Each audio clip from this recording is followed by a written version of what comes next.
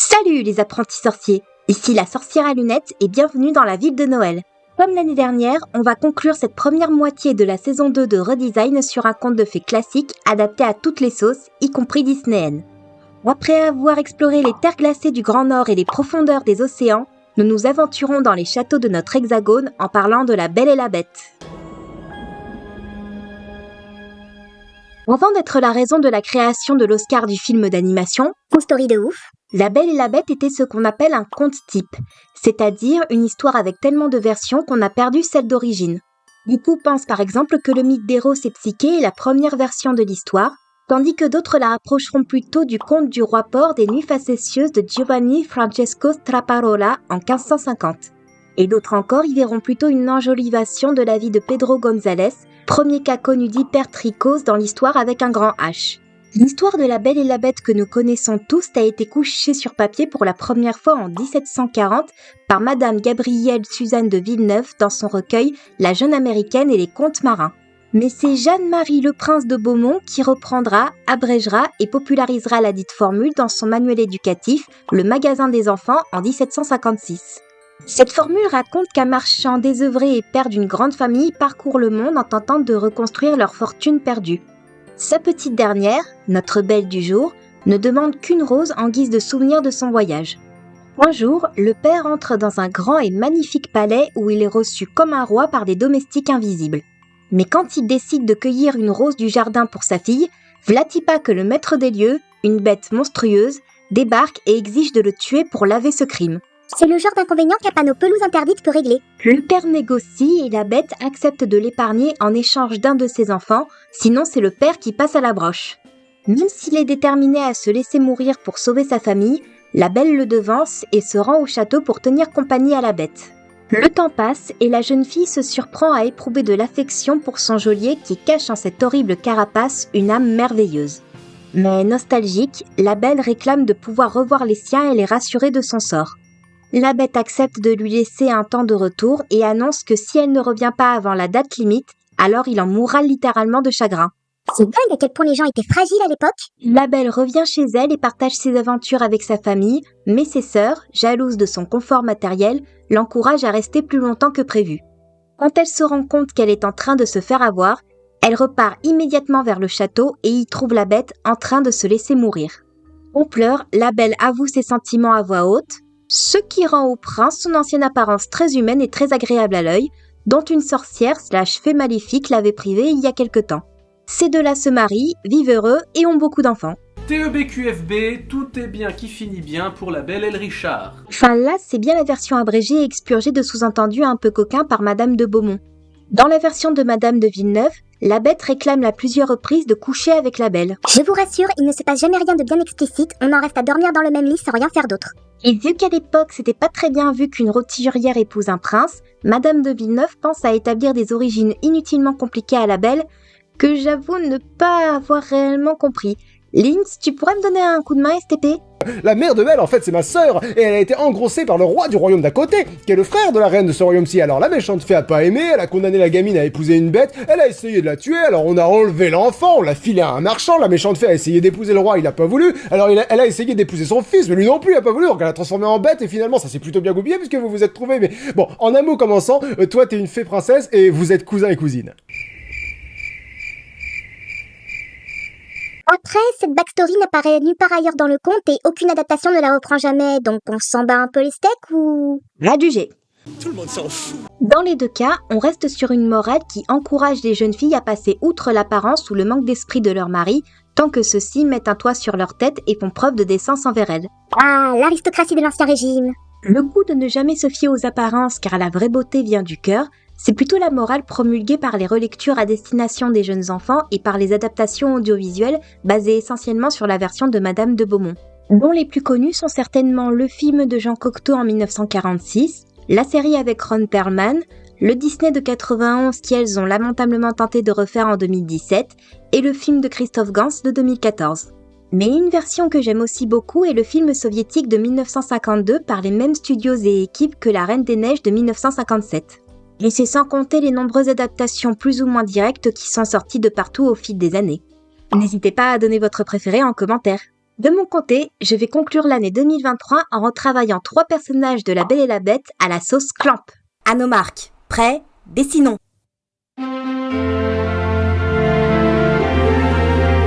Contrairement à Gerda l'année dernière, La Belle, qui n'a pas de prénom, est une protagoniste qu'on peut qualifier d'active, puisqu'elle choisit de devenir l'otage de la bête pour sauver son père, puis de revenir à ses côtés par amour. Mais plus que tout, elle incarne les valeurs de ses 2 créatrices principales. Humilité, douceur, gratitude et piété filiale. Voire piété tout court dans le cas de Madame de Beaumont. Certaines adaptations rendent La Belle marginale à sa petite échelle, que ce soit par goût de la lecture ou par des connaissances qui détonnent dans le milieu dans lequel elle évolue. Ce qui implique qu'elle se rapproche de la bête non pas à cause d'un syndrome de Stockholm comme le pensent les cyniques qui se veulent edgy, mais parce qu'ils l'écoutent et ne dénigrent pas ses centres d'intérêt. Bien fait, ça donne une relation aux bases compliquées mais à la finalité heureuse comme avec la regrettée Bénédicte Lécroard. Je vous avais dit de ne pas aller dans l'aile ouest. Et moi je vous dis que vous avez très mauvais caractère.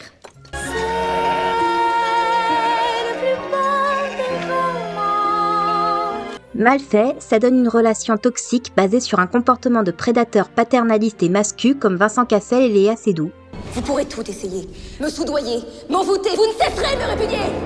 Perso, j'aime bien l'idée de rendre La Belle un peu bizarre par rapport à ses concitoyens-concitoyennes.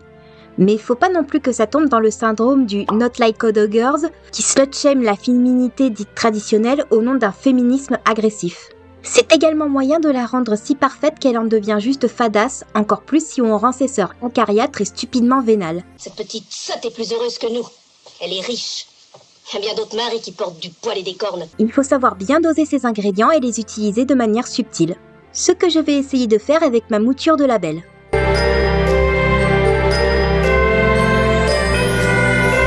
Même si j'ai essayé au maximum de me détacher des couleurs de La Belle de Disney, je ne peux pas nier qu'elle a une certaine influence sur mon travail. Faut dire que ce film est une petite pépite, une de mes versions préférées de l'histoire et celle que je trouve la moins toxique. Donc afin de ne pas faire juste un changement d'esthétique, je vais plutôt cacher sa robe bleue sous une petite cape à capuche jaune qui lui permet d'être bien visible dans l'obscurité. D'ailleurs, ça a un nom particulier, les capes qui s'arrêtent aux épaules. Alors là, aucune idée, mais si vous savez, n'hésitez pas à étaler votre science. Comme on a décidé de squeezer la backstory de Madame de Villeneuve, notre Belle sera une jeune fille du peuple éduquée à sa petite échelle. Et ma thématique Clamp m'amène à lui faire une silhouette très fine tout en travaillant les plis des tissus, même si je suis certaine que je vais me rater sur ce coup. Mais ça va pas m'empêcher de faire un petit historique non exhaustif. Clamp est le nom d'un collectif de mangaka créé à la fin des années 80. Au départ composé de plus d'une dizaine de membres, sa composition évolue jusqu'à ne compter plus que 4 autrices à partir des années 90. Satsuki Igarashi, qui s'occupe des trames, des décors et des designs des livres reliés, Nanase Okawa, qui s'occupe principalement du scénario, Tsubaki Nekoi, la porte-parole officielle du groupe, et enfin Mokona, la dessinatrice principale. Avec de l'organisation, de l'adaptabilité et de l'entraide, ces 4 touche-à-tout ont mis au point quelques pépites de la littérature / animation japonaise dans pratiquement tous les genres imaginables et en variant leur style à chaque fois ou presque. Elles sont entre autres les autrices de Sakura chasseuse de cartes, X 1999 et Chobits.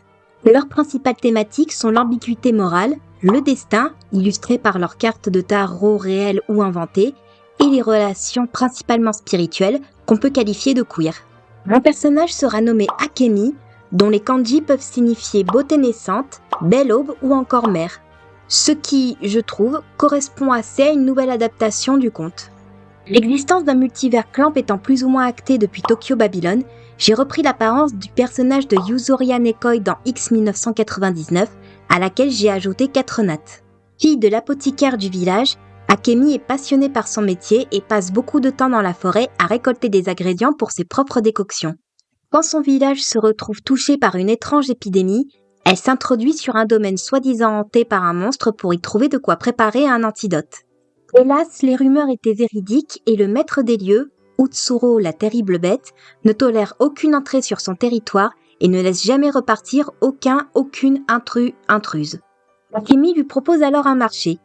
Utsuro la laisse utiliser son domaine pour faire des expériences et trouver un antidote à l'épidémie. Si elle arrive d'ici la prochaine lune rousse, Akemi pourra sauver son village et deviendra l'esclave d'Utsuro jusqu'à la fin de ses jours. Si elle échoue, Utsuro pourra tuer Akemi s'il le désire toujours. Et bien évidemment, au fil du temps et des expériences, nos deux protagonistes vont se rapprocher et se rendre compte qu'elles sont plus compatibles qu'au premier abord. Et pour conclure sur la thématique du tarot si cher au Clamp, Akemi représentera l'arcane de la force, pour témoigner de sa détermination à sauver son village puis la bête, ainsi que sa force de caractère qui dépasse la force physique brute.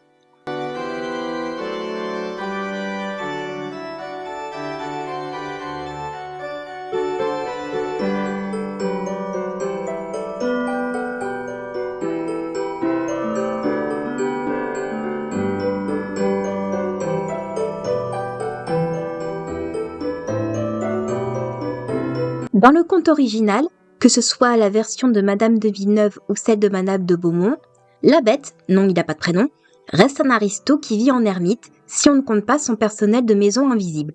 Assez étonnamment par rapport aux adaptations ultérieures, l'histoire ne donne pas tant de détails que ça sur les origines de la bête, si ce n'est une malédiction quelconque jetée par un être magique quelconque, comme il y en a tant dans les univers des contes.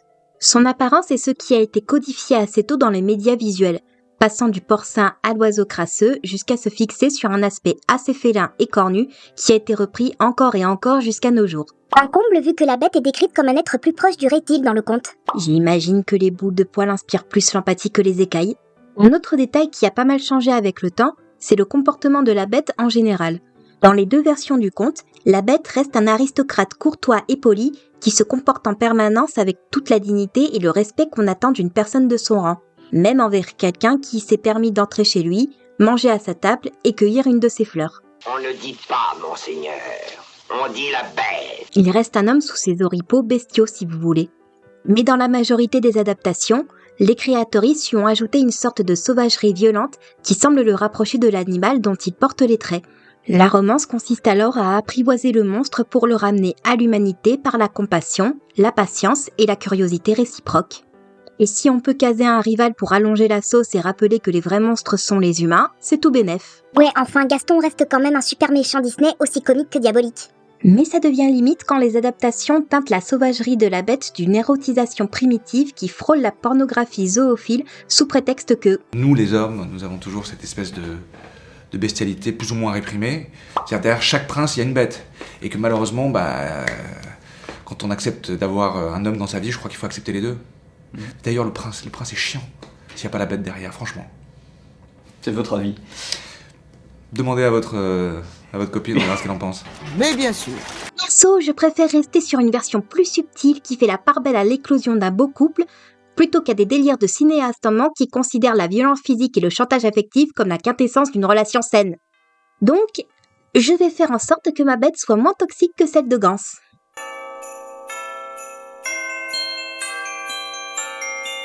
Du coup, j'ai décidé de partir sur un profil assez porcin. Même si les félins dominent Internet et que mon chat contrôle en partie mon cerveau, c'est bien connu, tout est bon dans le cochon. Nous demandons pardon à tous nos spectatrices de confession musulmane, judaïque, hindoue, bouddhiste ou végane si ces propos vous ont offensé. Et j'aimerais bien reprendre l'approche de Patrick Sobral dans son one-shot Dark Fantasy du conte. Ouais, ça change des légendaires. Dans cette BD, la bête est une créature en partie florale qui contrôle d'autres monstres plantes. Pas la bonne licence. Donc le corps de ma version de la bête sera en partie composé de plantes cachées par sa robe de feuilles. Mais vous en avez un aperçu avec sa queue composée de plantes et qui peut agir comme un troisième bras. De la même manière, sa cape se confond avec des feuilles mortes. Quant à ses yeux à la sclérotique noire, ils peuvent voir dans l'obscurité totale. Ce qui est de l'histoire, ma bête sera nommée Utsuro, ce qui signifie vide ou creux en japonais. Et ce sont deux termes très appropriés pour le personnage qui, au début de l'histoire, semblera dépourvu de sentiments, de volonté ou même de souvenirs. Il pense avoir été humain à une certaine époque, mais n'arrive pas à s'en rappeler et se contente de protéger son domaine, comme ordonné par Kodama, dont on parlera un peu plus tard. Il se fiche de ce qu'il se passe dans le village voisin ou même dans le reste du monde, tant que personne ne vient troubler la tranquillité de son territoire, quitte à se laisser mourir d'ennui. Aussi, quand une apprentie apothicaire s'introduit dans son jardin, il n'a pas l'intention de faire d'exception. Sauf que cette jeune fille lui propose de l'aider avec ses expériences pendant quelque temps, après quoi Utsuro pourra la tuer ou la servir si ça lui chante. Utsuro accepte, ne serait-ce que pour tromper son ennui. Et au fil de l'intrigue, il se surprend à éprouver d'étranges sentiments pour cette petite voleuse. Peut-être qu'Akemi pourra l'aider à recouvrer la mémoire, qui sait. Dans le tarot, Utsuro représentera l'ermite qui symbolise la sagesse et l'apprentissage, mais surtout la solitude qui découle de son rôle mystérieux.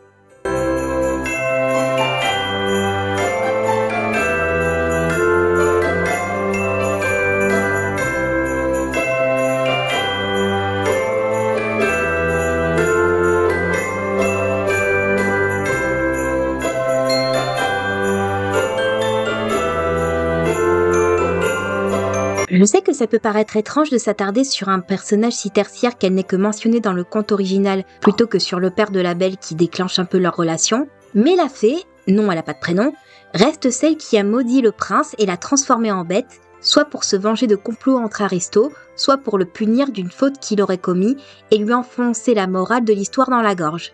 Si on exclut la backstory de la belle dans la version de Madame de Villeneuve et le remake live de 2017 où elle observe de loin en se faisant passer pour une villageoise, la fée n'apparaît plus après avoir lancé sa malédiction.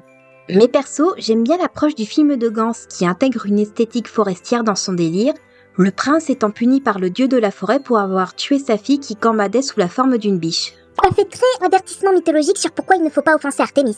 En plus de toutes ces raisons, il faut avouer que la fée m'inspire bien plus au niveau visuel que le père. Et comme c'est ma vidéo, je fais ce que je veux et je termine mon trio avec elle.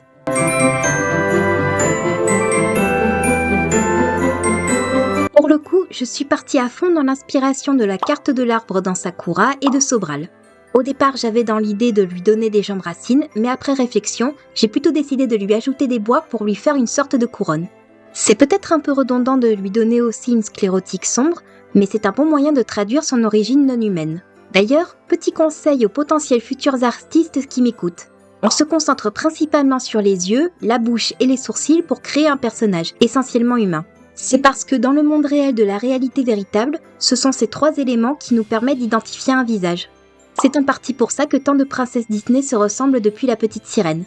Si vous voulez donner à votre personnage une forme d'étrangeté sans pour autant basculer dans la création d'un monstre, retirez-lui un de ces trois éléments et c'est marre. Ma fée n'aura donc ni sourcils ni pupilles, mais elle aura 4 doigts et un contrôle absolu sur les plantes et champignons de la forêt. Enfin, je dis fée, mais elle est plus proche des dryades que des fées comme nous les conceptualisons. En effet, dans la mythologie japonaise, les Kodama sont des esprits à forme variable qui vivent à l'intérieur d'un arbre et sont responsables du fait qu'il y ait de l'écho en montagne. Vous voyez ces petits bonshommes dans Princesse Mononoke? Bah c'est des Kodama. On les rapproche aussi beaucoup de Kukunochi, qui est la divinité des arbres. Mais comme dit plus tôt, ça revient à comparer Déméter avec la nymphe Daphné. Makodama sera donc l'esprit protecteur de la forêt où se déroule notre histoire. Dans le village d'Akemi, on dit que Kodama dévore toute personne qui entre dans son territoire ou tente de voler les trésors qu'elle cache. Elle est d'ailleurs à l'origine de la création d'Utsuro, qui agit en tant que son héros et garde du corps. Mais comme tous les antagonistes de Clamp, Kodama ne sera pas une simple méchante. Tant qu'on traite la forêt avec respect, elle en fera de même et saura se montrer reconnaissante. Et peut-être qu'à la fin de notre histoire, elle libérera Utsuro de son rôle. Pour terminer sur son arcane dans le tarot, nous partirons sur l'impératrice, qui représente la puissance et l'affirmation de soi.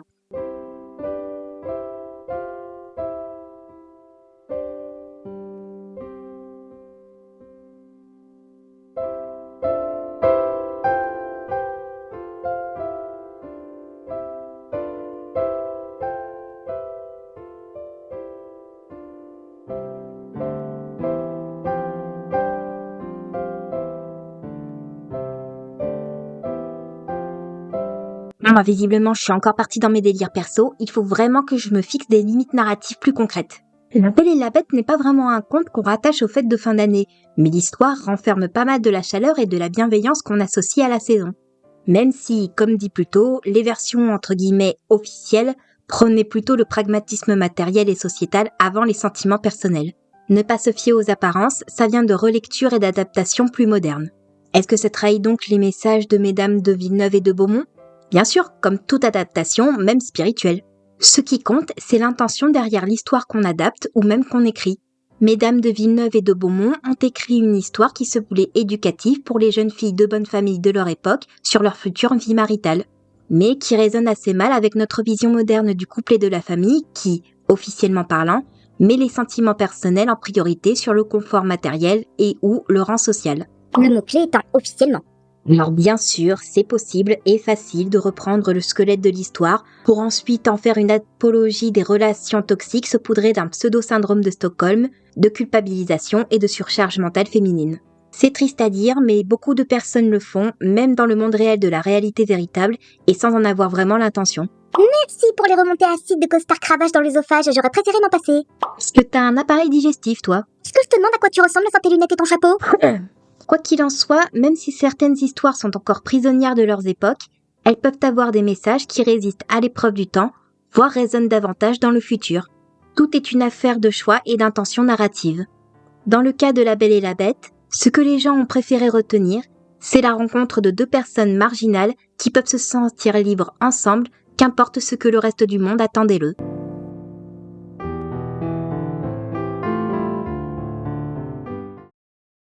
Cette vidéo est à présent terminée, j'espère qu'elle vous aura plu. Si c'est le cas, n'hésitez pas à liker, partager ou à suggérer des idées de personnages à redesigner dans les commentaires. Comme l'année dernière, je prends une petite pause pour le mois de janvier et je vous retrouve tous en février pour la suite de la saison 2. Mais si vous voulez vous tenir au courant de l'évolution de la reprise, pensez à vous abonner à ma chaîne et mes réseaux sociaux et à checker mon onglet communauté. Tipeee, le dragon et moi, on vous souhaite de bonnes fêtes et de belles choses pour 2024. À la prochaine tout le monde. C'est une chanson qu'on chante en chœur dans les ruelles, un sapin décoré de givre et de chandelles. Partout où l'on trouve l'amour, ça sent bon Noël. Partout où l'on trouve l'amour, ça sent bon Noël. Ça sent bon Noël.